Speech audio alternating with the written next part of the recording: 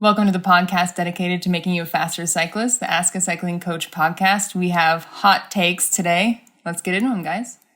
All right, first one. FKTs without a film crew are just KOMs. Hannah, how's it going? Hi. You did an FKT. I feel like this is personally trying to attack me. You did an FKT for the whole Enchilada, and you had a film crew. And yes. We love that. It's okay. Don't feel attacked. Can we go into that more? Yeah, we should, because the video is awesome, first of all, and hopefully we can show some of that on screen. Maxine, our awesome producer, will put that in post when we talk about this. But I say we get into the nerdy details, if you don't mind sharing such nerdy details, Hannah. Yeah, I'd love to talk about it, because that was something that an FKT was such a different experience for me, because I'm so used to racing and racing to win. And when you race to win, you don't necessarily get to pace the way you want to. You just have to stay in the front group no matter what. And so it was a really unique experience to actually go out there and think, what's the way that I can do this the fastest with little to no outside variables? Yeah, it's like welcome to racing as an amateur when you're not good enough to hold with the front group. Yeah, for sure. First of all, what's FKT? We should talk about that because some people listening might not know. Yeah, FKT is the fastest known time.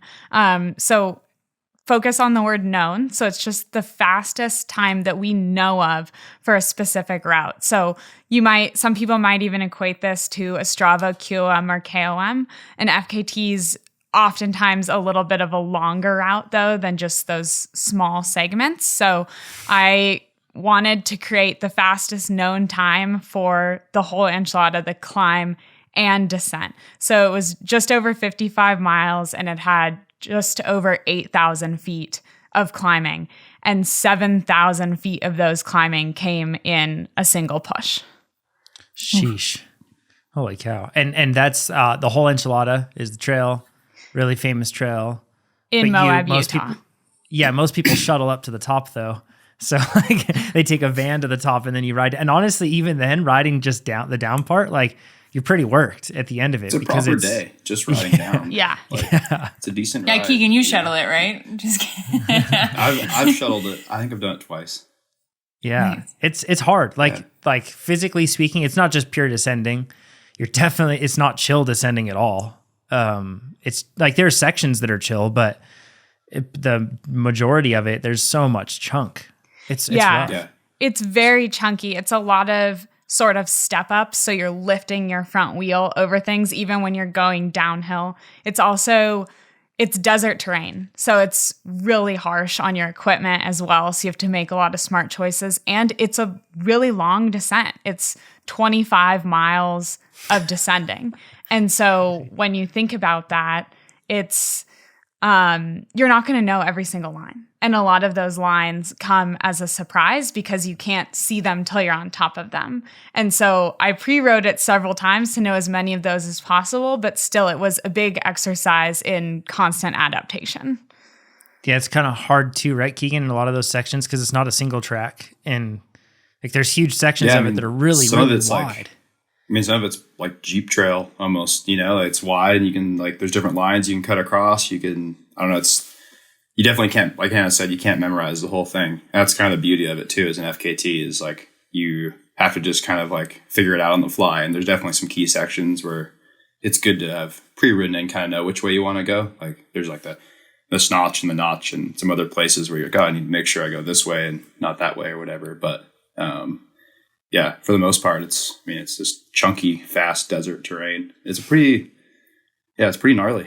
It's something that when I saw Hannah did, I was like, man, that's really cool. I was been thinking about it. It's such a cool FKT because you have that long road climb and you have super chunky, gnarly descending. So equipment choices, huge, it's what tires and pressure and inserts and which bike. Cool, right? Yeah. You have to compromise in some way. And you're going to compromise it. You're never going to have the perfect equipment, which is cool. It's most of these FKTs that have been done, like White Rim and Kokopelli and some of these other ones, it's all like relatively easy terrain. You know, like Jeff couldn't go ride whole Enchilada on his drop bar bike. I mean, he probably could, but it wouldn't be very good. So I think it's cool to have like a real mountain bike FKT, you know?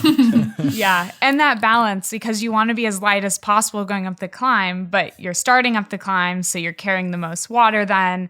And you also have the descent, so you need a little bit burlier equipment. It was pretty funny I pre-rode it several times leading up to it, but I shuttled for those pre-rides. So the first few times I used my Firebird, so an enduro bike, to actually get used to the terrain and get confident on it.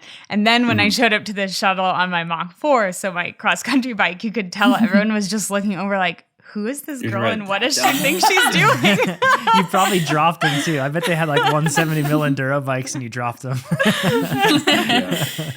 I always feel so bad riding that trail on a cross country bike too. You're like, oh, this poor bike is just so deep right now.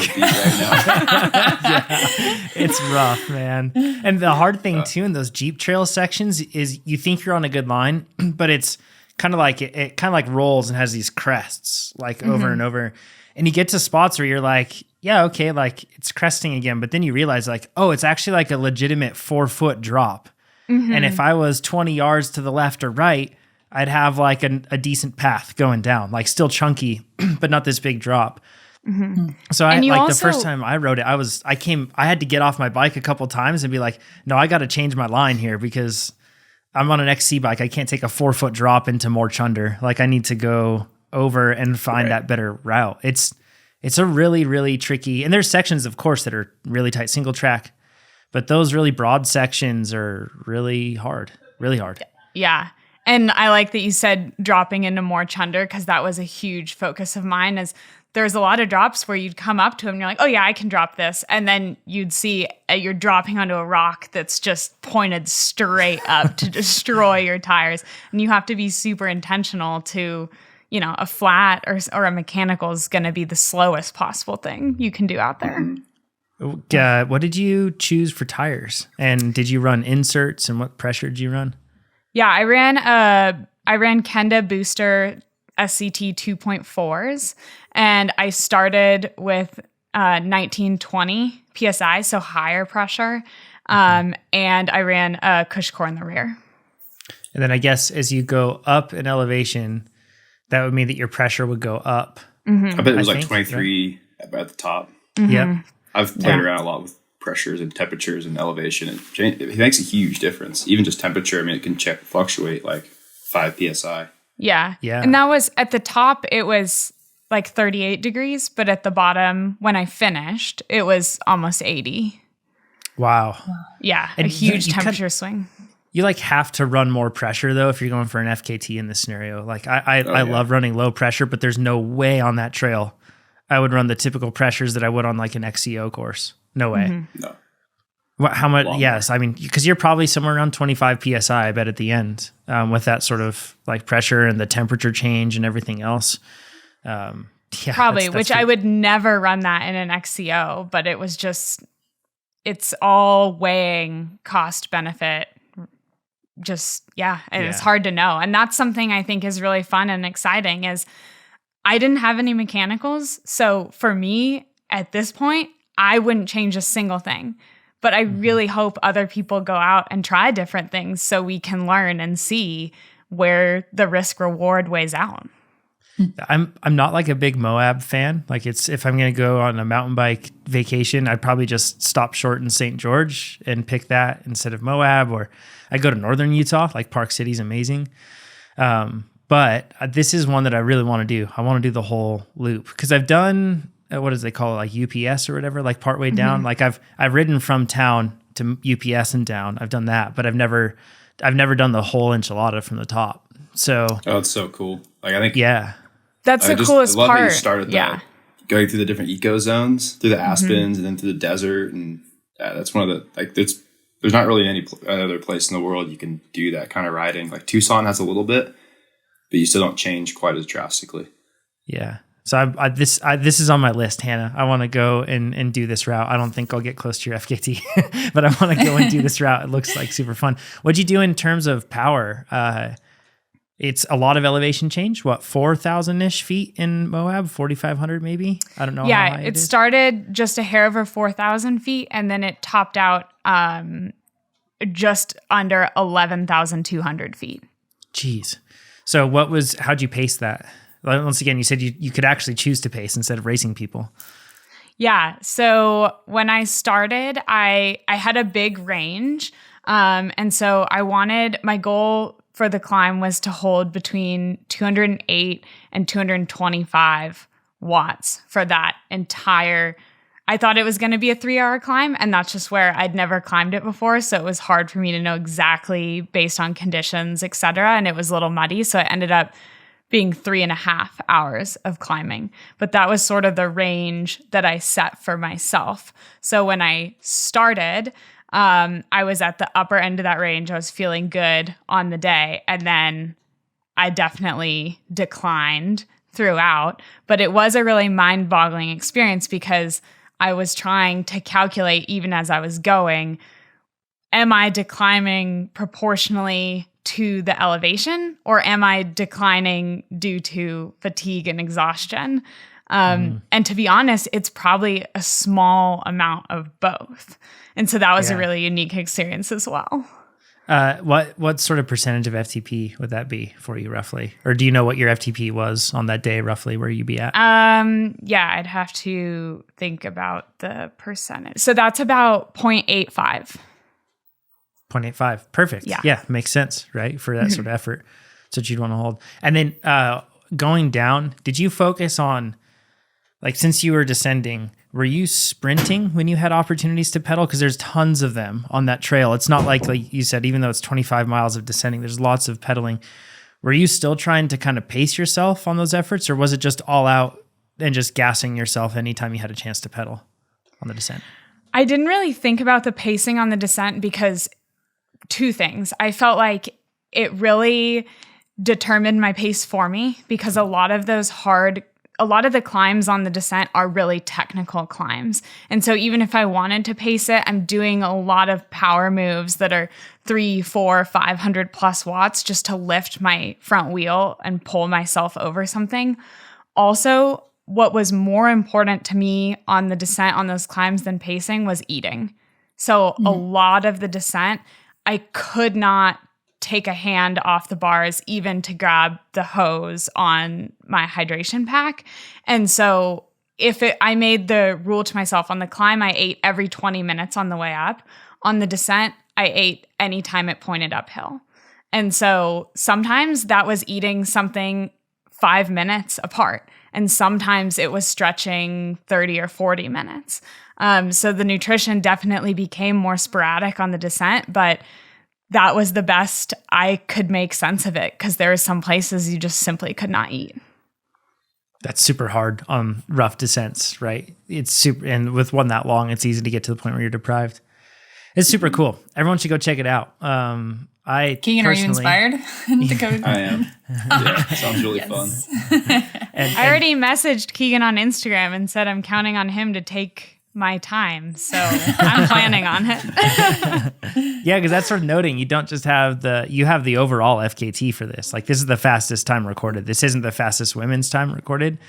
FKTs are often like divided by that, but in this case, it's the fastest time flat out. Super cool, super impressive time. Yeah, way to go. It's awesome. Yeah. Thank you. It was super fun. No offense, Keegan, with your FKTs, but I think this is the coolest FKT I've heard of. So I agree. This one's Yeah. It's such a cool trail to do it on. It's awesome. Cool. Sorry, we went into. I know that ain't a hot take, but it was worth. I think it's worth us going into. Yeah. It's something super cool. Yeah, it was great. Good job, Hannah. We're proud of you. Thank you. Should we share our opinions on this original hot take, though? On that an FKT I without agree. a film crew is just a KOM? Yeah, I kind of agree. I don't know. I see both sides of it. Like, I think sometimes people think you can push yourself further when you have a film crew because you have like a bit of a safety net. But I'd argue that, like, I mean, maybe it's different, but for me, it doesn't really matter. Like, when I did the white rim both ways, and the first time I did it, I didn't have any film crew or anyone. I just went and sent it. And then with the film crew, I think I'd say I took the same amount of risk. you know, like I don't think it changed the way I rode. It was nice knowing someone was out there because, you know, if I crash, there's no one knows. I mean, people know I'm out on the white rim, but it's a 100-mile loop. So I think, I don't know, both sides. Maybe it's probably like more individual, but I really don't think it matters. You know, it is what it is. You just honor system. If you use them, then you shouldn't get the FKT. If you don't, then whatever. I want the film crew to be the downward facing GoPro, like in John's cryotherapy video. Like sticking out. Yes. Yeah. Just right there on your face. Just get a lot of nose in the shot. Yeah. So good. I think that it's just, there are examples of people lying about FKTs in the running world. Like, and they're like pretty well publicized. And I think that a film crew kind of keeps you honest in some respects. Like, you're going to have a group of, cheat. You're going to have how many people that are now going to be complicit in fabricating this lie? Like, I don't think they're all going to want to do that. And I think that it holds a level of accountability to something that has historically not always been treated with accountability. So I think the accountability is more important than the moral support. And granted, they're still fully self-supported. That needs to happen for it to be an FKT. Like, you can't have your film crew helping you in any way. Like, you can't draft off of them. You can't be taking bottles or doing any of that stuff. You can't even have them cheer you on. I think that's an important piece. Like, the film crew that I had out there, they didn't say a single word to me after I started. Most of the time, I mean, there's places where I see footage and I'm like, wow, I don't think I saw them there at all. So they shouldn't be a factor in your effort at all. But I do think it's really cool to be able to showcase it after, exactly like you're saying, because people who've never ridden some of these trails, there's just no way you can use the most colorful language possible and you still can't describe some of these vast landscapes. And so if anything, I hope that visually seeing it inspires more people to get to some of these locations. Well, even someone like me who has been riding for like 13 or 14 years now, like for both of your FKT videos, Hannah and Keegan, like I learned something new from like seeing your strategy and like nutrition strategy. And like, there's like so much to be learned. You don't do these film crew additions to your FKTs for people like us, but there's a lot to be said for what other people can learn for or be inspired from when we get to see it and like feel like we're part of it. And that's pretty cool. Yeah. Okay, moving on. All right, next hot take. Hot take that we should stop spending money on bikes and just train more. I think it's pretty valid. I mean, I think if you want to get faster, you should train more. But if like getting new cool stuff makes you stoked to ride your bike, then you should do that. And obviously equipment does make you faster. Like nicer stuff is better, but in the end it's like a smaller piece. But yeah, it just depends on where you're at. If you're looking for that 1%, buy faster stuff. If you need to improve like 50%, then just ride more. Yeah, it depends upon your goals, right? Like if your goal is to get that 1%, or if you're a brand new cyclist, I think like we see a lot of new riders focus on stuff like that, on equipment stuff. What do you think, John? Yeah, well, this operates on the assumption that they're somehow mutually exclusive. That there's like you either do one or the other, and I think that isn't necessary. I say spend money on your bike, but spend money on your bike where it makes a difference. Like for example, if it's like Keegan said, like I love when I get like something new that's really going to change my riding experience. Man, I love that. Like. And that doesn't have to be an expensive thing. I remember when I switched to a pair of grips that I just absolutely loved, I was excited to go ride with my new grips. I know that sounds weird, but it was like, because it actually improved my riding experience. And spending a ton of money on something it doesn't necessarily guarantee that it would change that. Hannah, also, was there... sorry, I was just going to, one other thing I was going to say with this too is like, some people feel that like, you spend money on your bike so you don't have to train. And I really disagree with that. Like, I think that the training should be separate from that. And like training, yes. Like we should all train more. Yeah. At least as long as it's not throwing the rest of our life out of whack. And as long as we're nourishing ourselves enough to do it, then yeah, 100% train more. Mm-hmm. And the spending part's totally separate. Totally. Hannah, I'm super curious if this was the case for you. Was there ever a point early in your career where you had like a piece of equipment or an upgrade or something that you were like, yes, this is the thing for me. Like that's going to make the difference for me. Okay, I'll share when I was a triathlete, when I first got into triathlon. So I'm 10 years old at this point, but I mean, no one in my family did triathlon. So this was just a totally like, we have no idea what we're doing. And I had a mountain bike and I thought that was great. And it was a road triathlon and we didn't even really know hardly the difference. So when I showed up to this road triathlon with my mountain bike, I remember calling people with road bikes, oh yeah, they have those skinny tire bikes. So yeah, when I switched over to the road bike, that was definitely a moment where it was like, oh my gosh, this is so much faster, so much cooler. Obviously, that's a really extreme example, but sometimes it can be something really big, like changing your whole bike. And sometimes it can be something really small, like grips that make you excited to go out and hold on to the bars. Yeah, totally.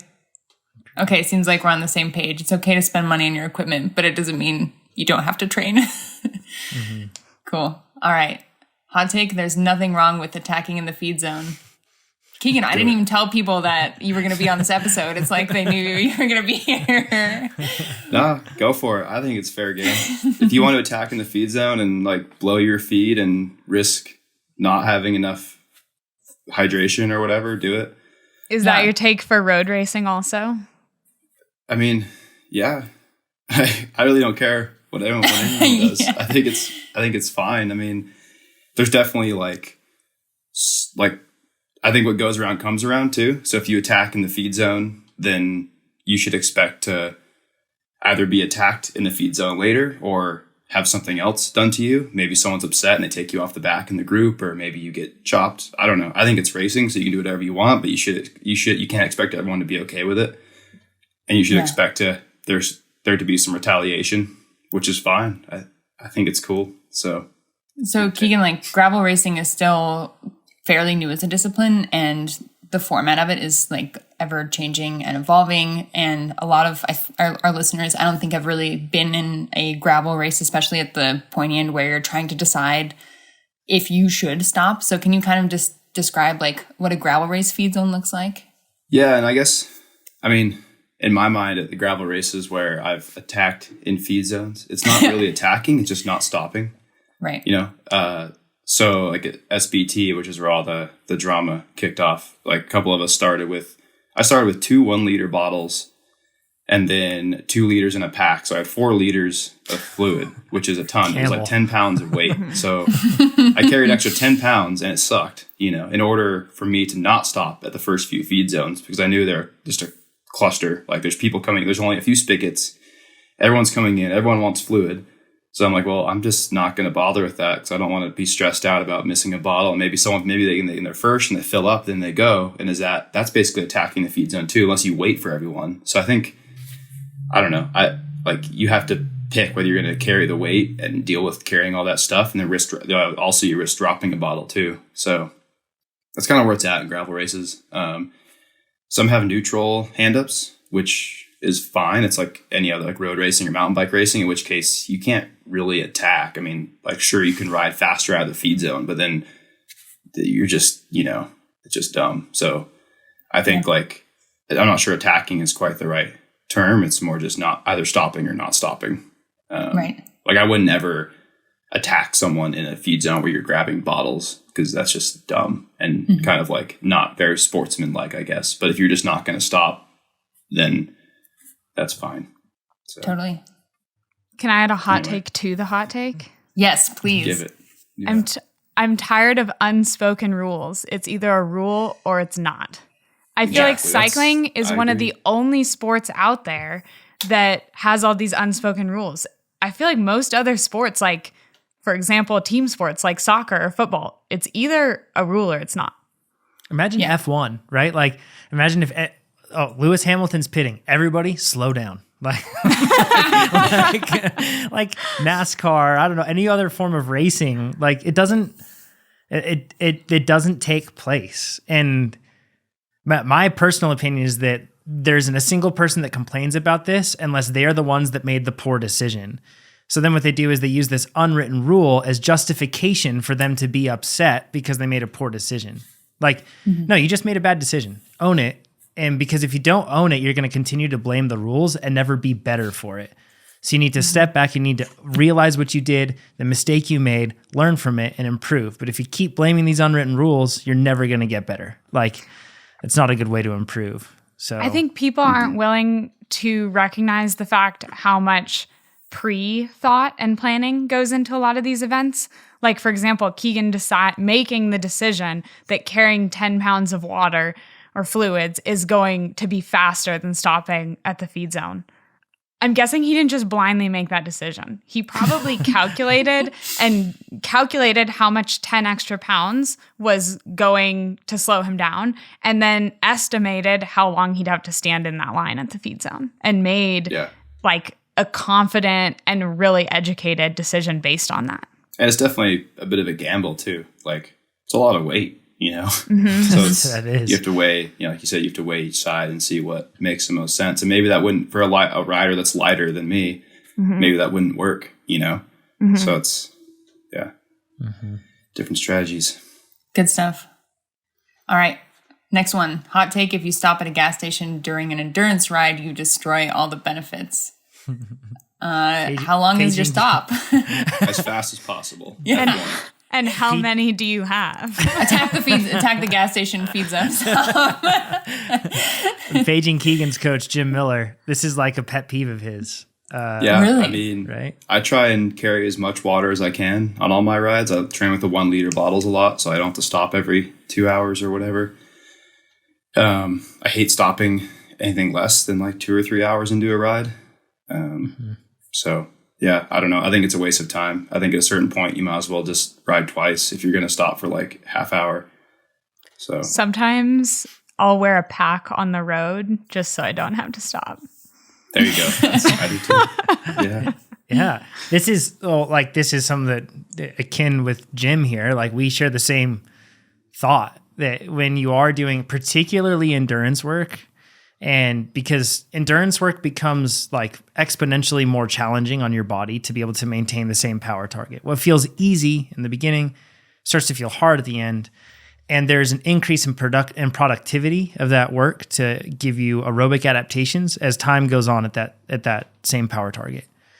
So if you are the sort of rider that just like, you're hitting stoplights all the time, doing that sort of thing, that's why we say like, look, you can do your workouts outside, but if you're going to get constant interruptions, it's way more productive to just do that work inside so that you don't have those interruptions. Or it's way more productive to drive a bit to that road or that loop that you can hit without any interruptions. It is an important thing. And all of us know when you're doing some sort of, steady state workout, and then you stop for 30 seconds, less than that, 5 seconds, and you start going again, it's like a huge change. And it makes it way easier. So there's a lot to that. I don't think you ruin the ride necessarily unless you're doing it habitually and frequently. But it should be, I feel like, a focal point of all of us to just minimize stops. And also the heart rate spike I have when I go into the gas station and have to watch my bike through the window is not, my heart rate's way outside of endurance. The worst. I just drag it in with me. Yeah. Do you really? Yeah. Yeah, in Tucson, I pretty much always do, unless there's two of us. Like, if Russell and I are training down there, one will stay out with the bikes and the other one will run in. But for the most part, you just bring it in. And if they say no bikes and you just carry it and it doesn't touch the ground, then... Yeah. What can they do? What are they going to do? You're like, this bike is... If I lose this, how am I going to get home? I'm like, Yeah. So. Strong move. That's great. All right. Hot take: socks go under your leg warmers. Yes, this is the only answer. Keegan's wrong. Multiple reasons. Do either Easier or. to take your leg warmers off while riding because you don't have to deal with your socks. You just rip them off. True. Second, it just looks better. What if your socks are a contrasting color to your leg warmers?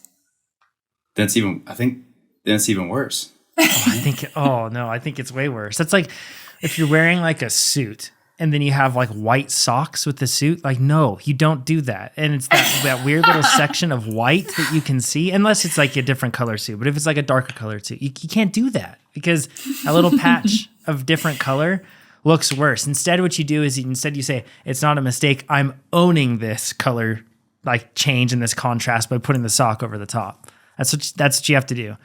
I do agree, though. You bring up good points. But if your socks contrast in color, let them stand on their own and don't make it look like it was an oversight on your end. You have to own it. You have to make it a part of your look rather than. But are you already making a mistake if you have contrasting socks? I mean, yes, I agree with that. Yes, to a certain, yeah. But I don't want to put white leg warmers on if I have white socks. That would look even more weird. Ew, white leg warmers. That'd be gross. Exactly. Oh, yikes. Exactly. Yeah. I think it depends whichever one has a more prominent logo. So if your leg warmer has a logo on the bottom, it needs to be on top. If your leg warmer is just black, but your socks have a logo, they need to go on top. Oh, maybe. This is another layer that I hadn't considered. Based, yeah. Yeah, there's also the zippers. If you have a zipper, the zipper will be horribly uncomfortable underneath. Yes. Yeah. Right? So yes, if I had zipper leg warmers, there's no way that I would put them under my socks. If I had zipper leg warmers, they're going underneath. I did that for like 4 years because people would accost me for leaving my socks under my leg warmers. And I was like, but they're zippers. And I got tired of just getting... Who are you hanging out with? Just road nerds. Yeah, just like road people. If it's really, really cold outside and you're wearing tights and shoe covers, do the shoe covers go on top or beneath?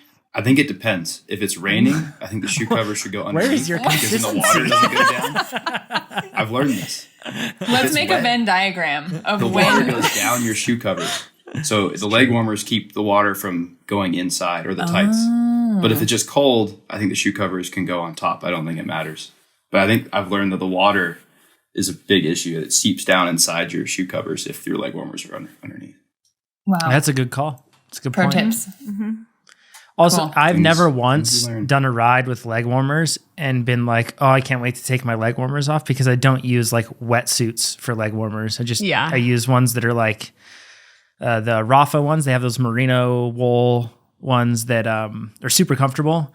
And if I need anything more than that, I'm wearing bib tights anyway. Like I'm going to wear full tights. Yeah, you can always do I know it's kind of bad sometimes, but you just got to pull the arm warmers off, and then you cool off, and you can leave your leg warmers on. Jail. Immediately. Prison. Jail. Sometimes it's just easier though, Yeah, I've done it before. Simplicity. I've raced with my arm warmers on top of my sleeves because you can't get them back up. And Same. You never start that way, but that's the way you finish. We all make mistakes. Speed is the priority. I think we can all agree on that. Speed is the priority. Yes. So, whatever gives speed. All right. Hot take, fatter can be faster. I.e. going downhill, thick is quick. Thick is quick. Thick is quick. Yeah. I mean, honestly, if you're like a crit racer and you're racing flat crits, like if you race in a way where you aren't having to accelerate your mass, and like you're kind of like smooth and you're doing like the Pete attack move where Pete, he's either off the front or he's off the back and ready to use momentum to go off the front again. Mm-hmm. And that's like, but really like his speed is actually pretty consistent. It's just the field speed is variable. If he can somehow force a race into being in that sort of circumstance, then yeah, like, because if you're bigger, you might be able to carry more power like that. That can be helpful. But I mean, look, like, as soon as a pitch comes in and as soon as that pitch starts to go steeper and steeper, it affects you once again exponentially. So, but it depends on the sort of racing you do, I guess. With body composition too, like a lot of riders lose sight of how beneficial being just powerful is. Of course, like discipline specific, but with that sometimes comes a specific body composition, and that's okay. And it might benefit you. I don't know. What do you think, Hannah? Well, yeah, I think you guys you all took this differently than I did, because my first thought was, well, under fueled is always slower. Mm-hmm. So it just depends, I guess, what this hot take means by fatter. If we're truly talking about just adding on layers of fat, then yeah, on the downhill. But if we're talking about optimizing weight, lighter is not always faster.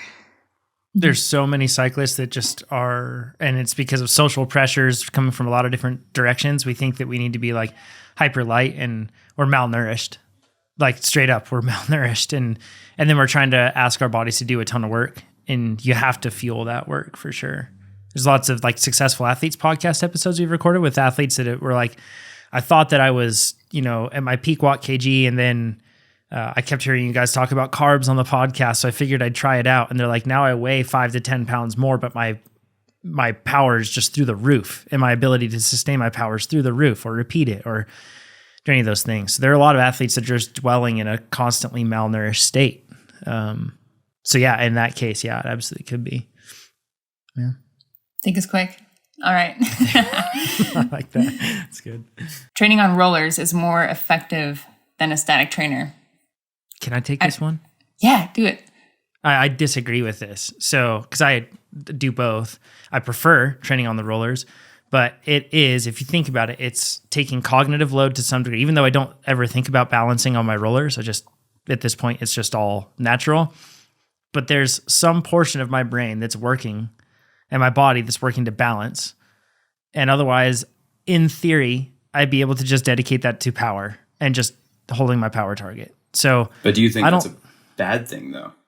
Yeah, I mean, if you're out on the road, it's kind of the same thing, right? Right. When are you ever racing, unless you're an esports person, like all your racing is done outside. So like a small amount of cognitive load on the rollers, maybe it's a good thing to not be able to 100% zone out and focus on the effort. Well, here's a counterpoint to that. If you were to just focus on training your power inside and you're able to achieve higher numbers, thus strain your system even higher, right? And assuming you're able to recover from it all, your indoor training could be more productive at raising power if you have zero distractions and it's just distilled and it's just focused on power.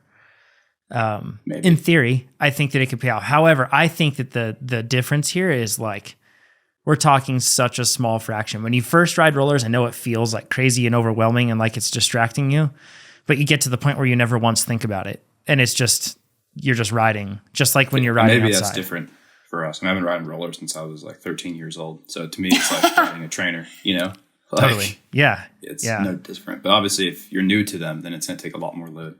Mm-hmm. Yeah. And I just think so much about athletes that focus on the expression of their fitness indoor versus outdoor. And I wonder if something like riding the rollers would help amend that a little bit, to make it not feel like such a stark difference between riding outside and inside when they get to just like completely zone out and not really engage fully when they're indoors.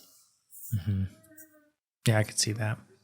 But that's where I feel like rollers are kind of that interesting in between. Like, I feel like I would either pick outside or a static trainer. The rollers are, to me, kind of almost an awkward in between where you're not quite getting the benefit of either. Mm-hmm. Mm-hmm. Yeah, it's like you have to have rollers, number one, that can allow you to hit the power targets that you're doing, right? Because if you're just riding the rollers and you're calling that like a substitute for a workout that has structure that you'd otherwise be doing, then no, like it's not as productive. You need to be hitting your power targets still. So I think they're a great way rollers, to. You can't do them. So. They're a great way to warm up, though. Sometimes, even like if you're about to do a cold ride or like a rainy ride where you want to do the workout outside, you can warm up on the rollers and then just jet outside and then come back in, and then you're not having like set up your bike on a trainer if you don't have like an indoor bike or a separate bike for the trainer or something. I feel so validated right now. Or backwards of that. Also warm back up after freezing outside. Yeah. It's quicker. Honestly, it's faster to warm up on the rollers than it is to get in the shower or anything else. Like you instantly get so hot. If you leave all your stuff on, just hop on the rollers in the garage. I love this. Because those first 10 to 15 minutes outside when it's really cold and you're not warmed up yet, it's just brutal. So I'm so happy to hear that someone else warms up on the rollers a little bit before they go outside. You have to be extremely careful, though, because if you sweat, just forget it. Don't even leave the rollers then. Yeah, because then you're going to absolutely freeze when you go outside, right? Yeah. Mm-hmm. Yeah. I love, personally, I would much rather ride the rollers when I'm training inside. And once again, like I think that my rollers can hold like 850 watts or 1,000 watts or something. So that's plenty for the workouts that I'm doing. And And in those cases, like I far prefer doing them on the rollers. It's just more enjoyable for me, more engaging. And I haven't noticed any delta between what I can do on those versus a stationary trainer. But if you just have basic rollers or you can't hit your power targets, don't do it. Nice. All right. Hot take, everyone would be a better athlete if they went to therapy. Yes. Everyone would be a better person if they went to therapy. It's complicated. I don't want to speak on behalf of anybody for that one. Yeah. It's pretty individual. Yeah. Some people, honestly, like their productive form of therapy is going to be really different than traditional therapy, you know? Maybe your therapy is just actually being an athlete too. Yeah. It varies for sure. Sometimes you just need to go do hard stuff. I would change this to everyone would be a better athlete if everyone focused on their mental and emotional health. Nice. Yeah. Yeah. There you go. Okay, I agree with that. All right. Hot take, we need a better metric for measuring fitness than watts per kg or FTP. TrainerRoad has that. It's called your progression levels. Plug. Yes. Nailed it. Done. All right, podcast is over. We're good. Yeah. But yeah, progression levels are really cool. They're a real-time representation of where your fitness is at per zone or per system. Pretty cool. And it's changes every time you do a workout or miss a workout. It's dynamic. It's awesome. Go to trainerroad.com. Sign up. Check it out. 10 out of 10, Ivy. Yeah. I'm so sorry. It turns you into a video game character. It's pretty sweet. You can track your stats. I dig it. So, all right. Oh, gosh, yikes, y'all. Hot take. There's nothing wrong with wearing your bibs 6 to 8 times before washing them. Fine for me. Yo. I guess if you like saddle sores. yeah. What in the world? I mean, this is a joke, right? Because there's just I don't know. I don't think it was. There's just no way. I wouldn't be surprised if it's real. Like, there are people that have said that they just like when they ride indoors, they just like take their bibs off and hang them on the bars, and then they just like, and they do it for a week. Yeah. If you wear some bibs in a race and then the podium's an hour later, if you're not wearing another set of bibs for the podium, I don't even know what you're doing. So 6 to 8 times is like, I can't even handle it. You're going to get saddle sores. Like, I don't know how you would not. Yeah. Unless you're like cleaning them with rubbing alcohol or something. But even 6 to 8 times is too much for that. Like that's what I do when I'm like doing little bike pack trips or whatever. You just alcohol them and turn them inside out and they're clean enough, you know, but that's only for a few days. Sink wash them, right? Like, or sink wash if you can dry them. Like sometimes drying is hard, right? Yeah. I don't know. Bibs to me are still like, I mean, I know that sometimes when you're bike packing, you really can't, but like when I have bike packed, that's been the only new pair of clothing I've brought. Like rewear the same jersey, but I bring multiple sets of bibs. Same. Or I'll get like intel about if we'll have access to like running fresh water and if I'll be able to like clean, like hand wash a pair. Yeah. But same. Wash your bibs, y'all. Oh my goodness. If you're bike packing, Dr. Bronner's bar of soap that you can use that they have, like, it's like a universal soap. It's, and then it's soap that also is biodegradable. So you can use it in like a lake or anything else like that. And you don't have to feel bad about it. But you use that. And then after that, you wrap up your bibs in a towel. Like really tight, you roll them up in a towel, and then after that, it sucks a bunch of moisture out. And by the morning, if you have clammy bibs, it's not the most pleasant thing in the world, but at least they're clean. Like, and I'd rather have dry bibs. Oh, you'd have dry. I'd rather just use. That's why I just use alcohol, man. I can't have wet bibs. It's disgusting. It feels so gross. It's cold. So you have like the like single alcohol wipes, and do you just like no? I just use like hand sanitizer. Okay. This is wild. This is also really weird. It cleans everything. Like everything's dead. I mean, it might not be like super clean, but I bet you it's like clean. I bet you it's cleaner than washing them in like a flowing creek. It might, the tricky part, right? Yeah, but it might be, but I feel like this is one of those moments where you're Keegan, so no one's going to call you out because you're so fast that anything you do is cool. But I'm just going to be honest, this is weird. I just don't like wet. I don't like wet bibs. So if I have the choice, if I have time to wash them and they have time to dry and it's warm enough, then I will wash them. But there's not always that time and place. Wow. If it's a flowing river, but you're using soap, I bet you get them cleaner. I bet you kill off a lot of stuff that it doesn't necessarily mean that they're fully clean. Yeah, so, I don't know. You know, you just, as long as you do something, just don't wear them over and over without doing something.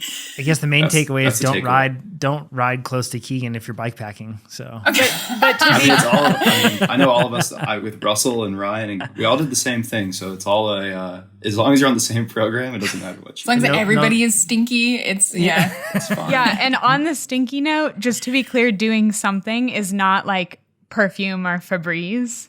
That's not what we're talking about. Don't layer it. You could Lysol it though. That would probably work. I mean, to Keegan's point, I have like taken wipe baths. You know what I mean? Like, so like where you just use baby wipes and you wipe yourself off and clean up like that. You aren't the cleanest you've ever been, but it does something. Better than no clean. Better than no clean. Yeah. I see what John, you mean. I thought you were talking about like Clorox wipes or something. No, finish all red and blotchy. No. Yeah. Any saddle sores between you, Russell, and Ryan from that trip? I don't know about them, but I didn't get any. There we go. All right, maybe we're missing the key secret. I feel more confused than I was when I started that question. All right. Gravel tires with big lugs make no sense unless you're riding very muddy roads. I'm going to flip this and say that slick tires also make sense for muddy roads. Mm-hmm. Slick tires do make sense for muddy roads. Can't pack up if you don't have any knobs. Oh, it's the truth. It's the truth. If the mud is thick and it packs into the knobs, you might as well have a slick. And the worst part is that you have a slick that you're counting on not being a slick. So then you're like, you have this weird dissonance between like what your tire should be doing and what it's actually doing. And that's when it causes mistakes. But if it's talking mud, then you can have your knobs. Are you talking like a fully slick, like road tire, or like a file tread? Either one. Okay. There's not really any difference at that point, I don't think. Yeah. To prove this, because this is n=1 and thusly, of course, proves the entire thing to be true. But on a gravel ride last year, in the snow and like just nasty, sloppy mud, but it was the sort of mud that packs up.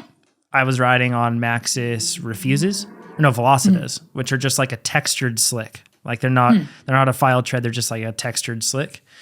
And I was riding those, and then we had other people that were riding with like WTBs, Specialized Tracer, I think it is, and a few other ones. They all had knobs, and they were sliding around even more than I was, actually.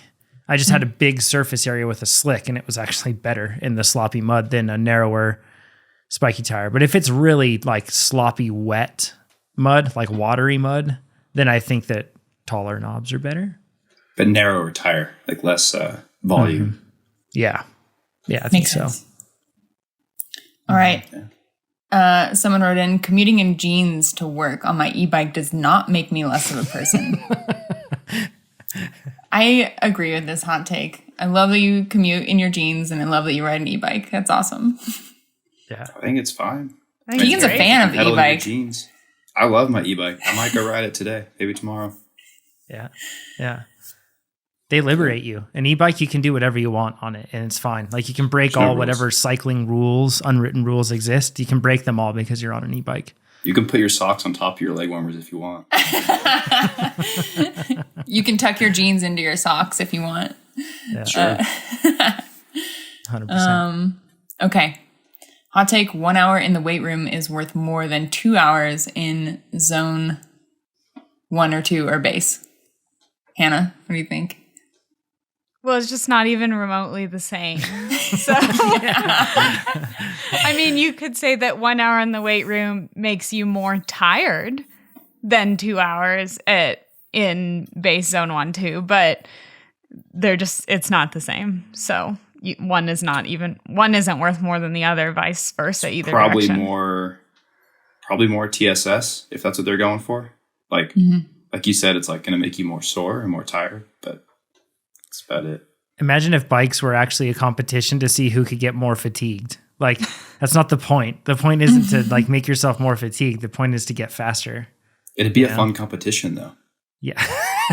Yeah. I'd be into that. I know. You did 24 hours in the Old Pueblo. I think you win that one across the board with that effort. So, yeah. I think training is that way for some people, though.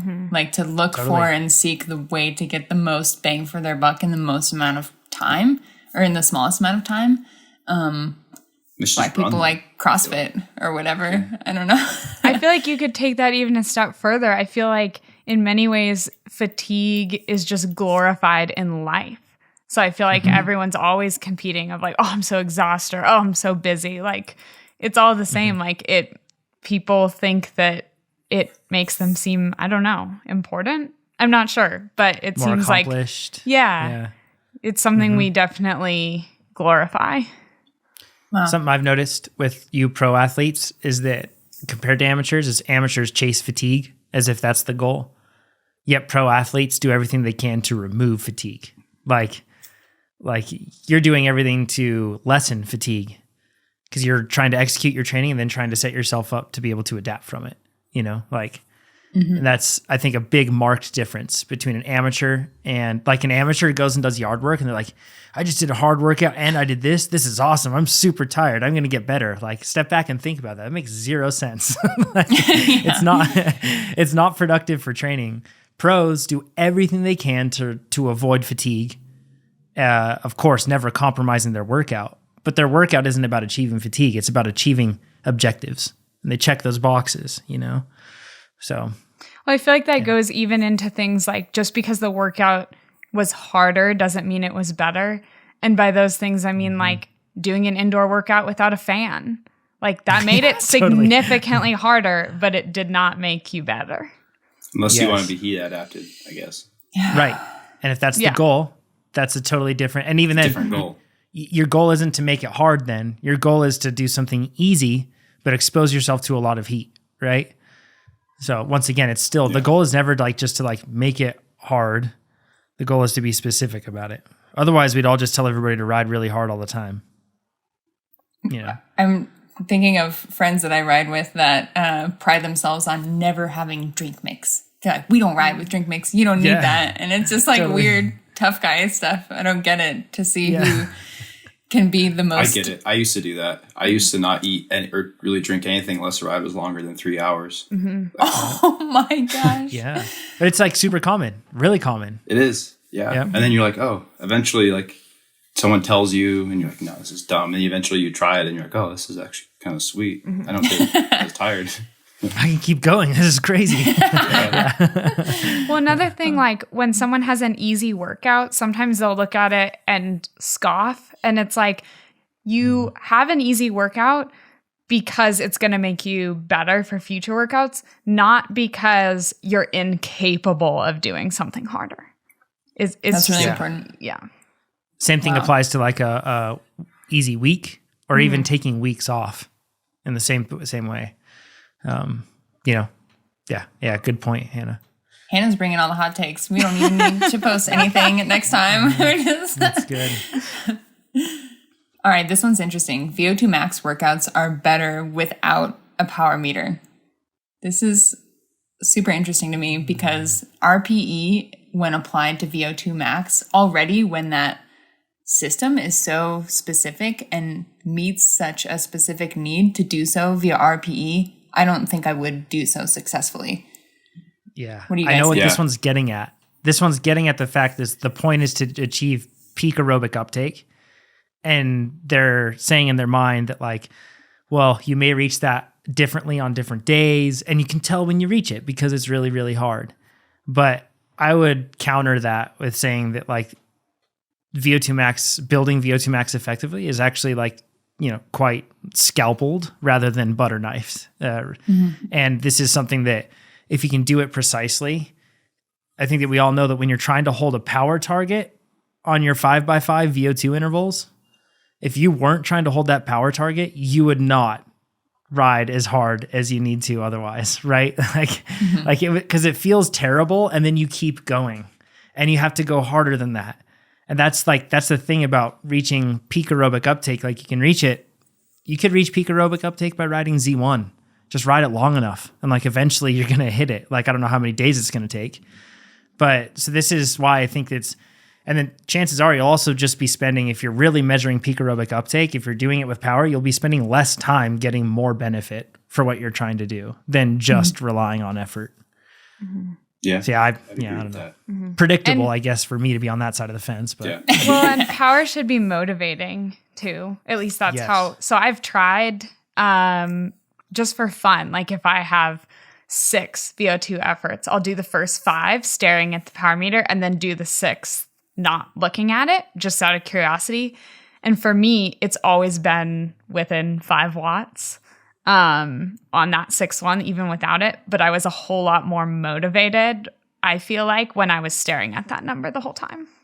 You're also super well calibrated too. Like, there's definitely bias involved in that. Such a fast pro versus like average people. They like go out and they're like, I don't know if this is 100 or 300 watts. You know, And sometimes to Hannah's point too, of like not using it at the very end. I think like I'll do that sometimes if the power starts to drop off and I start to crack. I'm like, all right, I'm not going to look at it. I'm just going to go flat out, and we're going to see how close I can get. So I think it does work sometimes, because if you're in your power and if you're not quite hitting your power target, it's at the end of like 5x5s or whatever it might be. You're like, all right, we're just going to turn it to the time screen, and we're just going to go as hard as I can. So I think it does work sometimes, because when you start to drop below your power target, you start to get like demotivated. And if you don't know, then ignorance is bliss, and you just go flat out. So, but I do it's always best to start with power. So otherwise you're not going to go hard enough, or you're going to go too hard. So the Keegan time screen, you mentioned that like a few months ago on a podcast, and it's been so good for me. It's great for racing, because I have to start off with power and time, and then other stuff, and then eventually I'll switch it to only time, and then you're just racing. You're just going as hard as you can, or whatever. Sometimes you don't want to know what you have to do, especially if you had power targets going in, and you have to go harder than that or whatever. You just gonna have to do what it takes. So it's a nice screen to have. So feature request for head unit manufacturers. I don't know why they don't do this. You should be able to fully customize a screen, because I think Keegan would love to have a screen that says like not even the time screen, but he swipes over and it's just like words that he has typed in that he wants to have on display.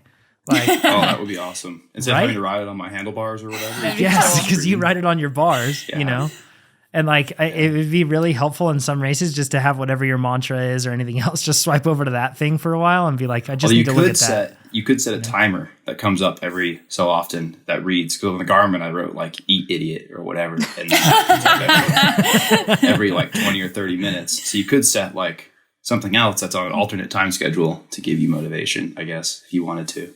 Yeah, you could.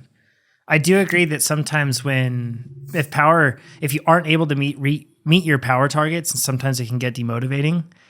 What I do to judge or to adjust that, I can usually tell from the interval before that I'm not going to be able to do the next one. I still try.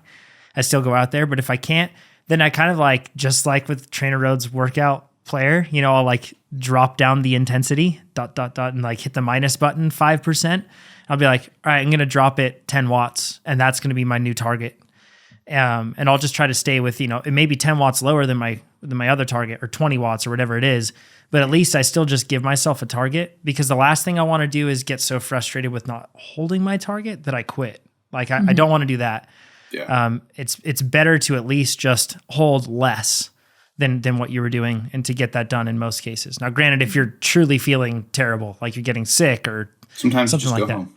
Sometimes you just go home. Yep. That's true. And fill in your workout survey afterward, and it'll say why, what happened during the workout, and you'll be able to say why. And that's really important to be able to fill that out, because then adaptive training will be like, I know what's going on. This is what needs to happen for your next workout. So yeah. Good advice, y'all. Okay. This is one of those unspoken rules that Hannah's going to pop off about for sure. Aero bars don't belong on bikes with knobby tires. It's not a rule, man. Do you? Cool if it was, I guess. I don't know. You don't like what it, do you Keegan? think, Hannah? I mean, I think you can do whatever you want. Like once things start, I don't know. Like I don't really like it when people are in a group in their aero bars. Now, granted, I guess that's an unspoken rule, but it feels somewhat unsafe. And especially, I mean, that maybe, I don't know. I'd be curious what Keegan thinks too, because it is different. I feel like if Keegan's in a group with all the other pro men, he knows where their ability levels lie. If I'm in a gravel race and I'm with an amateur man who's in his aero bars in a group with me, I have no idea if he's practiced in them. I don't know this person. I just don't know. And so that's I fully agree. I really just think they shouldn't, like promoters shouldn't leave it up to individuals. I think they should just say no aero bars and make it so simple. Yeah. And so easy for everyone. Like no one needs them. Like I know, I don't know. It'd just be nice if they just said no aero bars or no extensions past your hoods or whatever they want to say. I think it would be this goes back to your whole, like the unspoken rules. It's like there was a email chain trying for men's race at Unbound last year, trying to get us all to not use aero bars. And then it was like, it's like, well, if someone wants to use them, then it's like, oh, well, I want to use them. And then he wants to use them. And like, it just becomes I don't know. It's weird. Whereas if the promoters just said no aero bars, it'd be a really simple thing. But I definitely don't think it's safe. Like there was a rider, one of the women at Big Sugar had aero bars in the front, and there was like a crosswind, and she was trying to ride her aero bars like in the very front of the bunch. Maybe you know who I'm talking about. And she was like all over the place, like swerving in and out, and it just is like not cool. It's like, I don't know what you're trying to do in these up here. Like just sit in the wheels instead of taking wind in your aero bars. Like you can work smarter, not harder, and not risk crashing out the entire bunch. Also, if I feel like the main thing in terms of personal responsibility, because you can do whatever you want, I don't care, whatever it is. But if personal responsibility, if you're going to put them on your bike, you need to be really comfortable with them. Like watch a pro triathlete ride in the aero bars in brutal crosswinds, and they are not going to be flopping all over the place. Like they're really good at holding that position because they've dialed in a good position and they're used to it.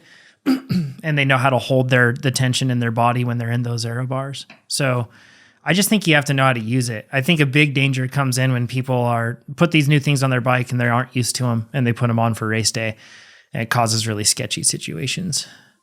Yeah, not necessary. Yeah, I think the shootout in Tucson, Keegan, like you'll have Ben Hoffman show up and Sam Wong and all these riders, and they're in their aero bars at times. Yeah, they try not to use them a lot just because it's like they just can roll off from the group. Like you'll be full gas sitting on their wheel. So they try not to use them a lot, but they do sometimes. And I never feel unsafe with them. There's a few triathletes that have like, oh, they have aero bars, I'm going to ride in mine. And then they are not safe riding in them. So I think you just need to know, and they spend so much time. And I'm like, well, I'll ride with Ben and he'll spend, hours in those things. So yeah, it's not like if you're not safe riding your aero bars, that's not a knock. It's just you probably haven't spent as much time as a professional triathlete or TT specialist or something. Like that's how it goes. Right, I've never ridden in them. I wouldn't feel safe riding on them, So and like Keegan mentioned with it doesn't, with factors like the wind or off-road racing with the terrain, like it doesn't matter how much time you spend in the aero bars, there might be some other influencing factors that are preventing you from riding safely in them that you just can't control. Yeah. And on gravel, like sometimes you can't always see, especially if you're in the bunch, you can't see if there's holes in the road or if the gravel all of a sudden gets loose, or maybe there's a turn and you weren't staring at your Garmin to know that you have to turn. Like, I don't know. I just don't think it's that safe. And it also just looks dumb. I don't want to beat a dead horse with this. I don't want to beat a dead horse with this one, but like, the position that the aero bars put you in, you need to have a certain level of familiarity to know if you're safe in that position, if it's a safe position. You'll notice a lot of compromised positions if you look at athletes that are following UCI regulations. And what I mean by that is like they can't see down the road when they're in their position. They're in a spot where they actually can't handle their bike well, and it's just simply because of the weird weight distribution that happens because they're trying to fall within UCI guidelines. If you're you don't have UCI guidelines to worry about if you have knobby tires in this case. So you want to do a position that allows you to be able to look down the road and still be able to like get out of your position and into the other position very quickly and naturally. Instead of having your shoulders and elbows so low that you feel like you have to do like a push up to get to the point where you can get to your grips, like you might want to raise them up a bit more.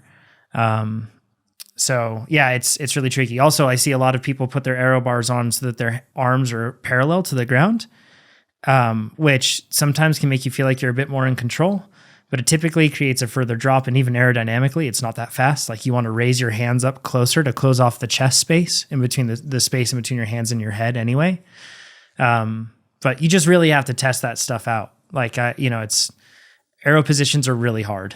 Really, really hard to dial in. So Triathlon John has entered the chat. Oh boy. Okay. Kind of rhymes. Triathlon John. That'd be a new name. Uh-oh.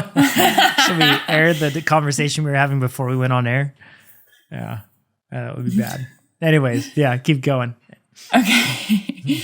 Hot take. A good result in a crit is 90% luck. I totally disagree with this.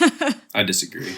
Yeah. Like even if you find yourself like in a break that ends up, staying away, you still make a conscious decision to like follow someone's wheel or like follow a move. It's not lucky that you put yourself in that position. There might have been Make your own luck. Yeah. If this implies that, someone, I've never seen someone just complicitly be like, yeah, I don't know. I just rode my way up to winning, like it's all very deliberate. It's so, especially with crit racing, it's not something that's a very, individualized effort where you're just like pacing and it works out sometimes. Like it's so reactive and so deliberate. I don't think that, there's much luck with a good crit result. Coming in with another hot take here. Oh boy. Gravel racing involves more luck than crit racing. That's valid. Maybe. I agree. Oh, I also think with gravel racing, I think people claim there's a lot of luck in like not flatting and tire choices and all that. But I also think like it goes back to like making your own luck. Like if you run tires that are thinner and are more likely to flat and you flat, then you can't really blame luck because you gambled on poor choices. And maybe you're speaking in the sense of like you happened, like in the women's race, it's like so different because you're not really racing your own race. Mm-hmm. But at the same time, like you can also like, I don't know, find like, oh, maybe you ended up with a good group and maybe that's lucky, but maybe you worked harder to get there than someone else. So you kind of risked getting in that group. I don't know. I've never done that. That's a whole different situation. So I can't really speak to it too much, but I feel like there's a little bit of both there as well. Or you drop someone from the group and then a man pulls them back to the group. Right. They get lucky because a man got dropped and he towed them back up. So I do see that. It's crazy. I feel like I feel bad for you guys to deal with that sometimes. I feel question submitter. You seem pretty sour on this one. I don't know if you're the one that has fallen on the other 10%. And you feel like you're missing out on all the luck or what's going on, but it's not luck. I agree with Keegan, but there is an element of you have to. So Keegan just said you make your own luck. You have to anticipate all the circumstances that could happen and put yourself in a spot to take advantage of quote good luck. And that's just you doing your homework, and that costs fitness. It's not, so I don't think that it's just pure luck. That costs a lot of fitness and a lot of making bets at different times in the race that you don't know are going to pay off, but you go for it anyway. And strategy, like you might not have the highest watts in the sprint, but being in the right spot to take advantage of a lead out or have a clear run at it, that's strategy. That's not luck. It's practice. 100%. Also, like a team, a team doesn't mean that you're lucky. Like you've worked or built the team or done whatever you need to be able to work toward achieving that result. Doesn't mean it's luck. Like, sure, maybe what this is getting at is that crit racing in particular, it isn't the fittest person that always wins. But that's bike racing also, unless you're like doing like, climb time trials or something. I don't know. But like, it isn't always the fittest person that wins. And that's part of what makes bike racing so cool. Otherwise, we'd all just be able to decide the results of a race with the watt kg chart beforehand. So that's the cool part of it, But you can't get sour. When other people win and you feel like you're fitter than them, you can't get sour. You need to take ownership and learn. So make some luck for yourself. Yeah. Mm-hmm. All right. Bodyweight exercises are an acceptable substitution for traditional weight training. This is interesting. And another one of those ones where it depends upon your goals, right? Mm-hmm. Like if your goal is just to create some stability so that you feel better on the bike, or to do like a little bit of injury prevention, you might be able to do those things with just body weight. But as a substitution for traditional weight training, I'd say kind of, because I guess in theory you could get the same effect if you were to do like 50 bodyweight squats instead of a few weighted squats. It's still not going to be the same on like stress on your bones and all that, but maybe you can get a somewhat similar response. I don't know. I don't know enough about this stuff to really answer. Wish Chad was here. I think bodyweight exercises are great for injury prevention.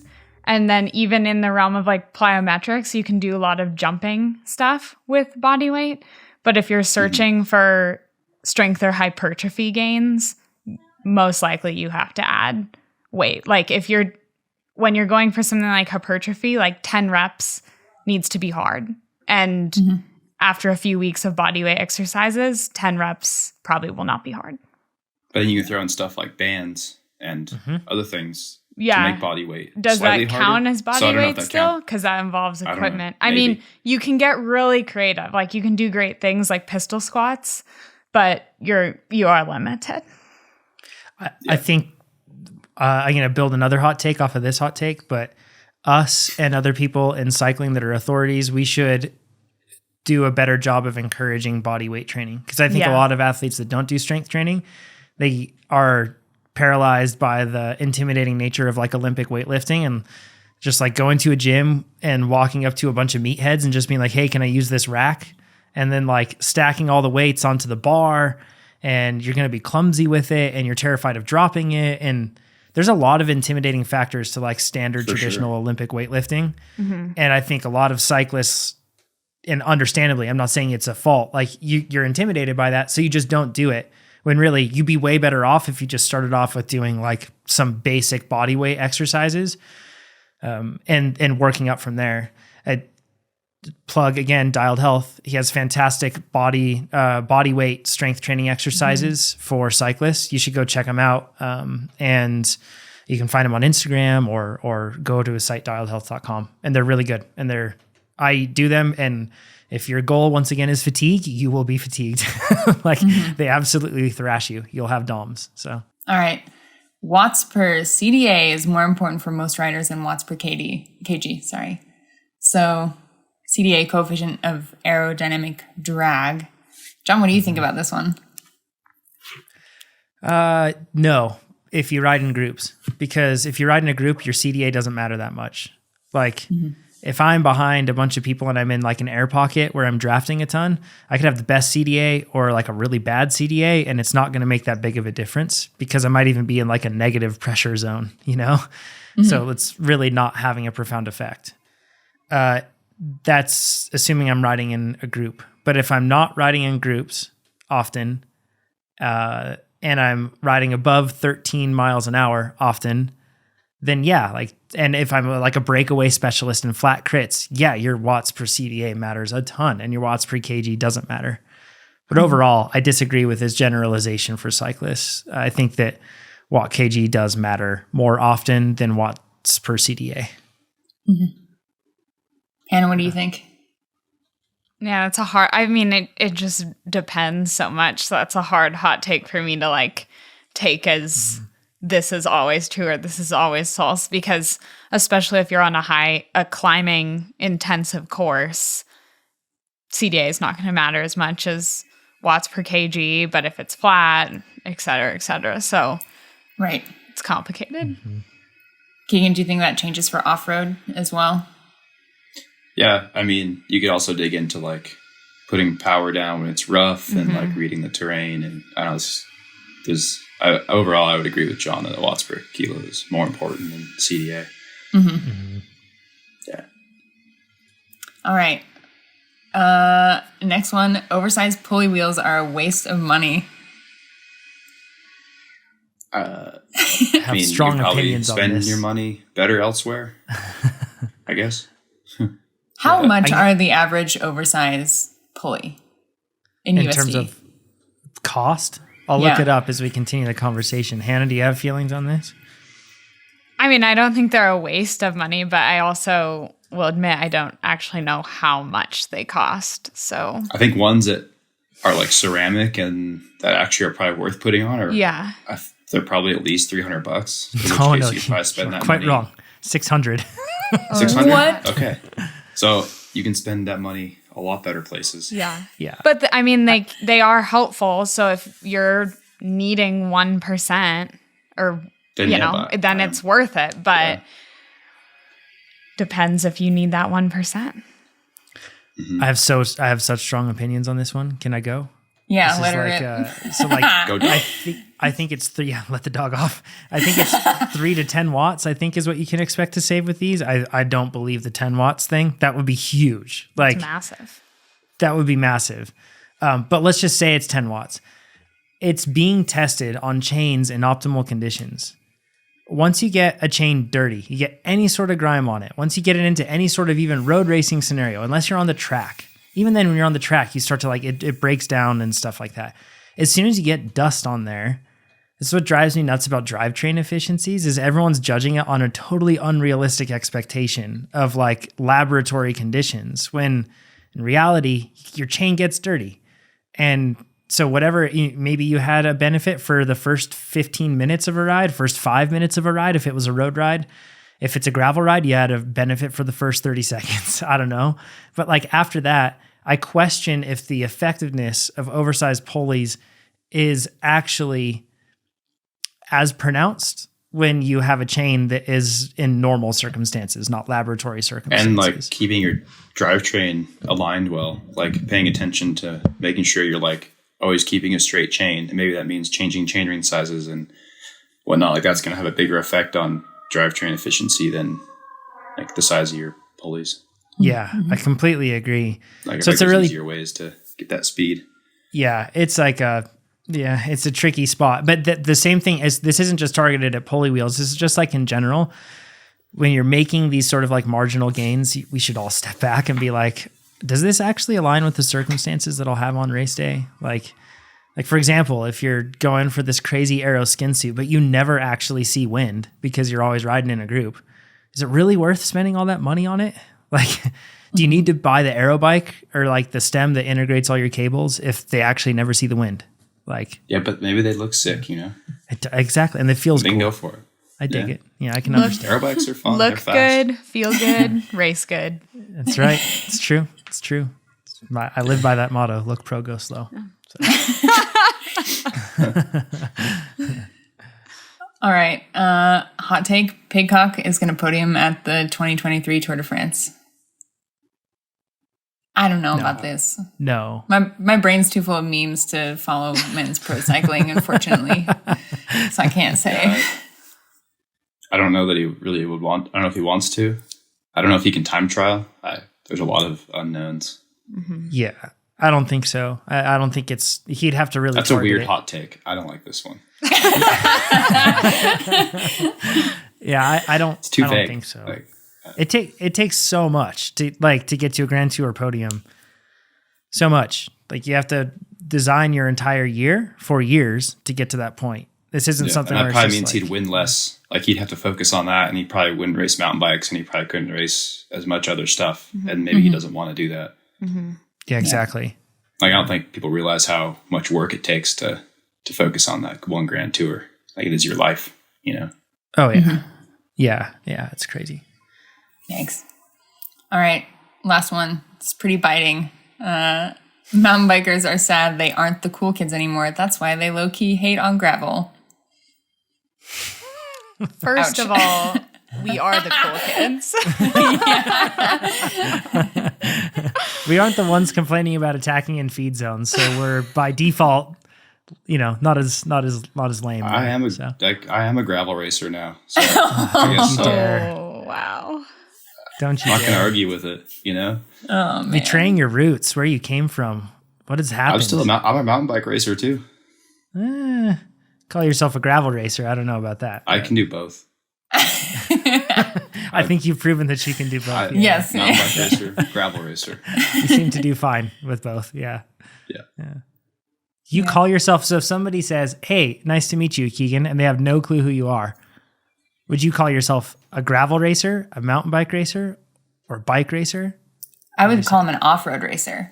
I was gonna say, I'll probably an off-road racer. I will say that I was called a gravel racer when I was in Australia for Road Worlds. Multiple times, doing interviews and stuff. I was they're the gravel racer from the USA. Oh gosh. When they interviewed me. So I guess maybe it depends on what you know, I guess. I don't know. Sometimes it's nice to use terms like off-road to people that don't race bikes too, that want to understand what you're doing. And if you say cyclocross or gravel, they're like, what?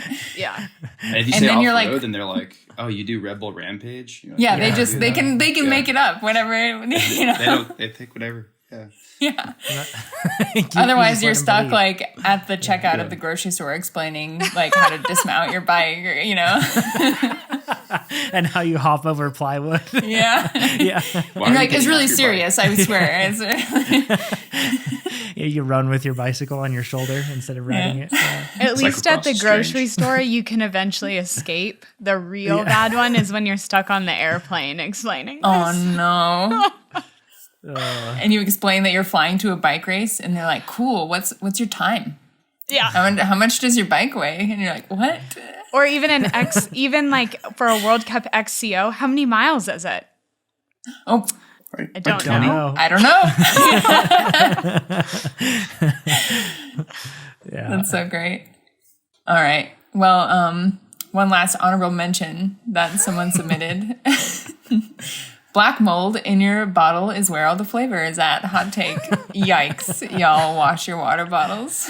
Probably the same person. I'm saying that if submitted the Keegan, chamois. yeah, exactly. I bet you agree with this too, Keegan, since you don't like to wash your chamois. So That's disgusting. No, I bleach my bottles or I throw them away. I see one bit of mold and they either get bleached or they get tossed. Oh, Yeah. man. Thank Good God. job. I'm proud of you. I wasn't sure after the alcohol chamois situation. I mean, yeah. No, it's gross. All right. Thanks so much for joining us. Hannah, Keegan, thanks for jumping in. We appreciate you. No problem. Wherever you're listening to this podcast, make sure to rate us, like and subscribe on YouTube. And if you haven't tried TrainerRoad, make sure to check it out, trainerroad.com. Best way to get faster. All right. Thanks, y'all. See you next time. Thanks. Bye. see ya.